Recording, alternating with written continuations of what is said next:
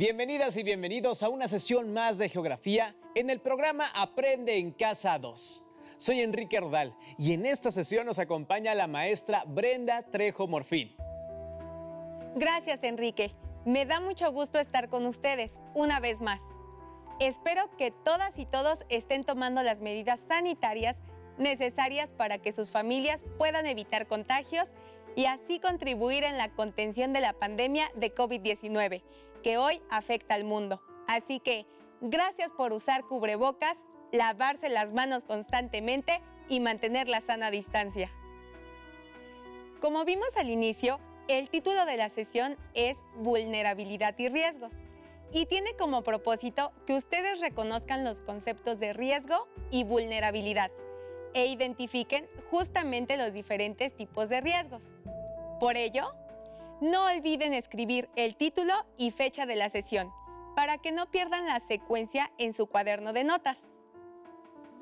Queremos recordarles que es importante que a lo largo de la sesión anoten los conceptos que van aprendiendo y escriban sus dudas para que posteriormente las puedan aclarar con sus maestras y maestros. Para el desarrollo de nuestra sesión vamos a necesitar su siempre confiable cuaderno de notas, libro de texto de geografía, bolígrafos y con eso, ahora sí, comenzamos. Imaginen que en un bosque hay un gran incendio forestal y hay dos personas caminando por los alrededores. Una de ellas usa calzado, ropa resistente al calor y máscara de oxígeno. La otra persona trae puesta su ropa cotidiana, sin ningún accesorio que la proteja. ¿Quién es más vulnerable a los efectos del incendio? Ahora piensen que un huracán va a llegar a su localidad y se tienen que refugiar en una casa. La primera opción es una casa de madera, que carece de drenaje. La segunda tiene otros materiales, impermeables y resistentes, así como alcantarillado adecuado. ¿En cuál preferirían refugiarse? ¿Por qué?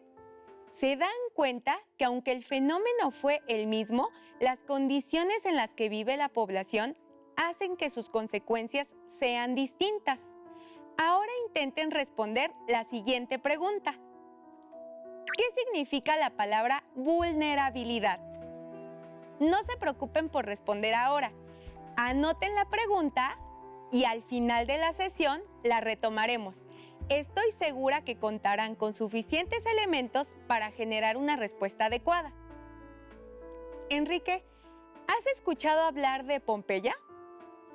Claro, maestra, me parece que era una antigua ciudad italiana que, se encontraba muy cerca de un volcán. ¿Es así? Así es. Pompeya era una próspera población localizada en las faldas del volcán Vesubio en Italia. Su población ignoró por años el riesgo que el volcán representaba.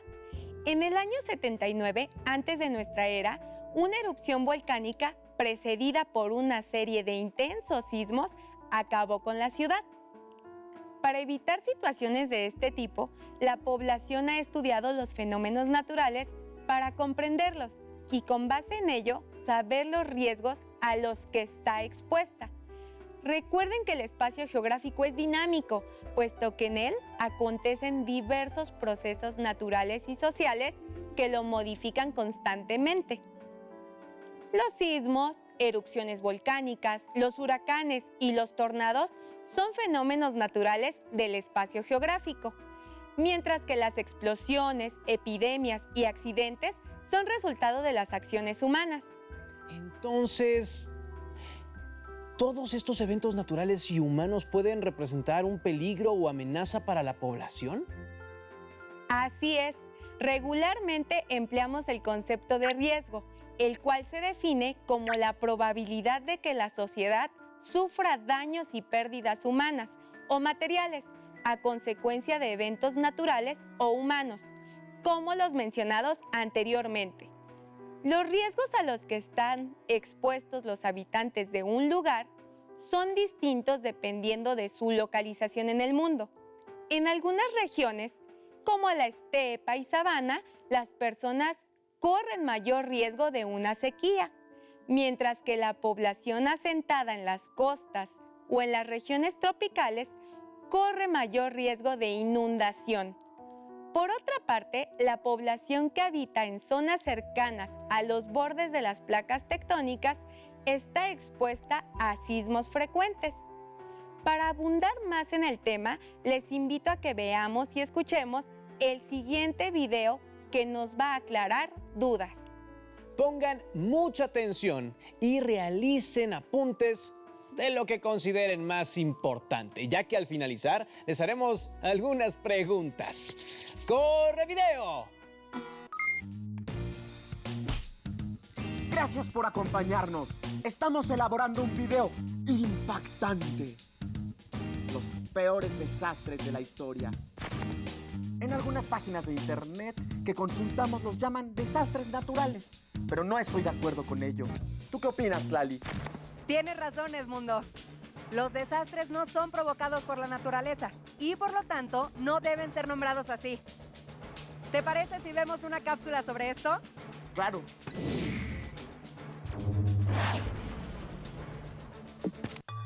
Los fenómenos naturales forman parte de los ciclos de la naturaleza y cumplen un propósito en ella.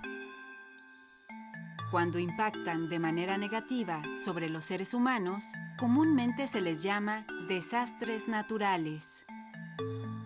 Sin embargo, esto es un error porque no son originados por la naturaleza. Los siguientes conceptos permiten aclarar tal confusión.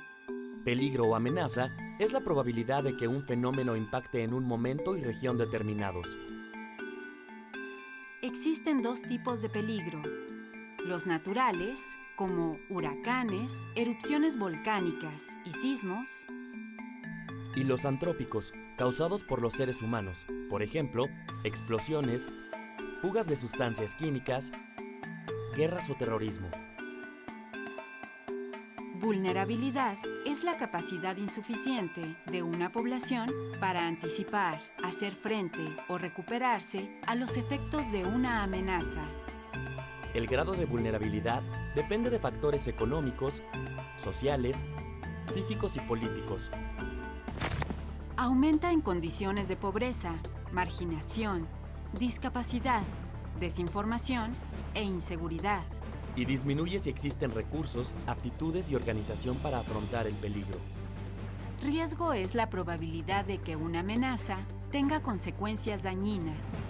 En otras palabras, es la suma de un peligro más la vulnerabilidad de una población. El riesgo se convierte en un desastre cuando sucede una amenaza natural o antrópica, existe una población vulnerable y los efectos del mismo ocasionan daños graves a la población. La vulnerabilidad hace la diferencia entre un fenómeno y un desastre. Por ejemplo, en 2010, un sismo de magnitud 7.3 provocó la muerte de 316,000 personas, además de la destrucción de Puerto Príncipe, la capital de Haití. Ese mismo año, Chile vivió un sismo de mayor magnitud e intensidad que el de Haití, pero con menor número de víctimas. La alta vulnerabilidad de la población haitiana, condicionada por la pobreza, la falta de preparación ante riesgos y una deficiente infraestructura del país, hizo la diferencia. En situaciones de desastre, es importante desarrollar resiliencia. Este término se refiere a la capacidad de adaptación de la sociedad para afrontarlo, tanto para prevenir y resistir el desastre, como para recuperar su cotidianidad. Un entorno favorable con instituciones fuertes, Sistemas de información y alertas sobre fenómenos, reducción de riesgos y vulnerabilidad mediante la prevención, así como una respuesta oportuna ante los riesgos, favorecen la resiliencia de la población. Los desastres dependen de la preparación de la sociedad frente a un riesgo. Efectivamente, decir que los desastres son naturales es ocultar la responsabilidad humana en ellos. ¡Claro! Una población también es vulnerable si sus actividades han alterado el ambiente. Por eso los invito a identificar los riesgos que hay en su comunidad y a pensar cómo podemos crear una cultura de prevención. Así es. Gracias por invitarnos a participar, Tlali. ¡Hasta pronto! Nos vemos en el camino. Como pudieron ver y escuchar en el video, se agregó un nuevo concepto necesario para entender el tema de esta sesión: vulnerabilidad, la cual es la incapacidad de una persona o un grupo de personas para anticiparse, hacer frente, resistir o recuperarse de los efectos de un peligro natural o causado por la actividad humana. Esta definición nos explica por qué hay poblaciones que se sobreponen rápidamente ante un desastre y otras que tardan más en recuperarse. Por ejemplo, Japón tardó en recuperarse del sismo y tsunami del 2011 alrededor de 5 años, mientras que Haití, tras el sismo del 2010, aún no logra recuperarse por completo. Así es. Recuerden que los seres humanos, desde el inicio de la historia, siempre hemos tenido interacción con la naturaleza. Con el tiempo, los humanos hemos aprendido, primero, a adaptarnos con la naturaleza y después a aprovecharla. Sin embargo, el crecimiento de la población y la falta de planeación han provocado que algunos fenómenos naturales se conviertan en amenazas que pueden afectar la calidad de vida de las personas y ponerlas en riesgo. A continuación, vamos a presentarles la clasificación de los riesgos según la naturaleza del fenómeno, pero deberán estar muy atentos ya que ustedes complementarán el cuadro que aparezca en pantalla. Deben de copiar el cuadro que observen en pantalla. No se preocupen, les daremos tiempo para que lo apunten. Como pueden ver en pantalla, tenemos 5 tipos de riesgos: geológicos, químico-tecnológicos, hidrometeorológicos, socioorganizativos y sanitario-ecológicos. Ustedes deberán completar el cuadro. Vamos a darles algunos ejemplos de cómo completarlo. Los riesgos geológicos se originan por el movimiento de las placas tectónicas. Por eso, como ejemplos, hemos colocado erupciones volcánicas y sismos. Ustedes deberán colocar el ejemplo correspondiente a los demás tipos de riesgos. En la columna del centro, un ejemplo de desastre químico-tecnológico es la explosión de un tianguis de pirotecnia. En Tultepec, Estado de México, el 20 de diciembre de 2016, un tianguis de pirotecnia explotó causando graves pérdidas. Completen, por favor, el cuadro identificando más ejemplos de los tipos de riesgos y sus desastres. Ahora, en la tercera columna, ilustren, como lo hicimos nosotros con la tormenta tropical Javier, que por cierto es un ejemplo de riesgo hidrometeorológico que ocurrió en el 2018. Busquen mayor número de ilustraciones para sus ejemplos en periódicos, revistas o en Internet. Los riesgos socioorganizativos son causados por las grandes concentraciones de la población, como los eventos masivos, los accidentes de tránsito, la suspensión de servicios vitales, las manifestaciones o los ataques terroristas. No olviden buscar mayor cantidad de ejemplos e ilustraciones. Por último, en el tipo de riesgo sanitario-ecológico hemos colocado el ejemplo de la pandemia de COVID-19, que se piensa inició en China en 2019. Deben tomar en cuenta que este tipo de riesgos afectan a la salud de la población que está expuesta a contaminantes, plagas, virus o bacterias. Recuerden, ustedes deben de completar los espacios restantes en el cuadro. Pueden hacerlo a mano o en la computadora. Además, si tienen contacto con sus compañeros de clase, comparen sus resultados y corrijan en caso de que sea necesario. Si tienen dudas para completar las partes restantes del cuadro, pueden buscar el tema de riesgos y vulnerabilidad en su libro de texto. Apóyense en el índice para identificarlo rápidamente. ¿Saben de dónde viene la palabra tsunami? La palabra es de origen japonés y se usa para designar a una ola de gran tamaño, originada por un sismo que ocurrió en el fondo del océano. A este fenómeno también se le llama maremoto. ¿Alguna vez han visto las consecuencias de un tsunami? Como hemos visto a lo largo de la sesión y si observamos el planeta, todos los espacios en donde viven las personas están bajo un riesgo natural. Lo importante es que debemos conocer los riesgos a los que la población está expuesta y actuar en consecuencia para reducir la vulnerabilidad y evitar que la presencia de un fenómeno natural se convierta en un desastre. ¿Qué debemos de tomar en cuenta para construir una ciudad, una carretera, colocar una guardería o construir el edificio más grande del mundo? Son muchos factores. ¿Ustedes pondrían una ciudad en una zona de alta sismicidad? Japón sí lo hizo. ¿Se irían a vivir en las laderas de un volcán activo? En México tenemos población viviendo muy cerca del volcán Popocatépetl. ¿Les parece bien vivir en una región en donde los huracanes son recurrentes? En el Caribe tenemos población que todos los años se enfrenta a ellos. Como saben, las comunidades humanas se asentaron en los lugares en donde los recursos naturales son más asequibles, pero la población fue creciendo y con ello el aprovechamiento desmedido del medio ambiente se agudizó. Con el tiempo han surgido nuevas necesidades que han provocado la contaminación del suelo, la tala inmoderada de bosques y selvas, el agotamiento de mantos acuíferos, entre otros problemas. Todo esto sin que la sociedad se detuviera a pensar en los efectos y consecuencias de sobreexplotar los recursos naturales.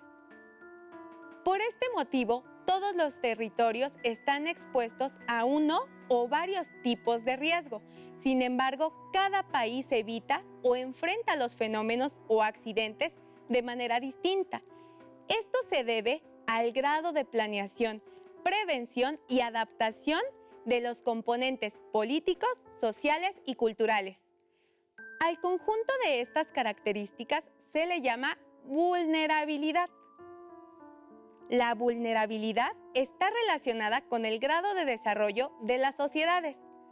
Una sociedad que tenga alto desarrollo económico, social y tecnológico cuenta con más capacidad para enfrentar los peligros a los que está expuesta y en caso de resultar dañada, recuperarse rápidamente. Entonces, debido a la vulnerabilidad, un mismo fenómeno natural puede ser más peligroso para algunas sociedades que para otras. Así es. Por ejemplo, el sismo del 19 de septiembre de 1985 fue de magnitud 8.1 y se calcula que pudieron haber muerto alrededor de 10,000 personas en todos los estados afectados. Un error grave hubiera sido que los mexicanos no hubiéramos aprendido de esa experiencia. Por ello, cuando ocurrió el sismo del 19 de septiembre del 2017, a pesar de que sí tuvimos daños, las cifras fueron no similares a las de 1985. Para el caso de la Ciudad de México, por ejemplo, se ha llegado a concluir que varios edificios relativamente nuevos se cayeron porque los materiales empleados para su construcción no eran adecuados, pero en general la sociedad sabía lo que debía hacer si ocurría un movimiento telúrico. Pero este ejemplo corresponde a un país de ingreso per cápita medio, como el nuestro. Pero ¿qué pasa cuando un fenómeno natural de este tipo ocurre en uno de los países más pobres del mundo? ¿Se refiere al sismo de 7 grados que sufrió Haití en el 2010? Así es. Estamos hablando de que aún hoy en día la población haitiana no ha logrado salir de la crisis que se generó después del sismo. En resumen, aunque la vulnerabilidad siempre ha estado presente, hasta décadas recientes se comenzó a hacer conciencia del crecimiento de las ciudades y de la planificación para considerar los riesgos naturales y antropogénicos a los que está expuesta la humanidad. La nula planeación, la pobreza, la marginación y la ignorancia han multiplicado los efectos negativos de los riesgos. Si quieren saber más sobre la vulnerabilidad y qué grupos de la población son los más vulnerables, les invitamos a leer un reporte elaborado por la Federación Internacional de la Cruz Roja, el cual pueden ver en el siguiente enlace electrónico. Antes de concluir, les voy a plantear el siguiente reto. Vamos a elaborar 3 fichas. Cada ficha corresponderá a un tipo de riesgo: geológico, hidrometeorológico y antrópico. En la ficha deberán escribir los daños que pueden ocasionar, las posibles causas y las formas de prevenir el riesgo. Puede ser una ficha como se muestra a continuación.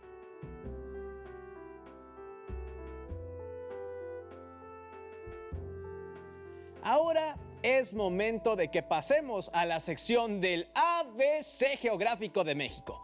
En esta ocasión nos corresponde hablar del estado de Morelos.